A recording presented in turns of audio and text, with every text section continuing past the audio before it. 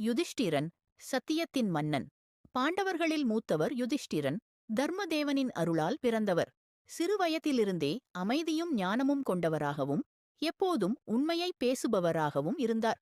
அவரின் உறவினர் துரியோதனன் பொறாமையால் சூதாட்டத்தில் அவரை ஏமாற்றி யுதிஷ்டிரன் தனது அரசையும் செல்வத்தையும் சகோதரர்களையும் இழந்தார்.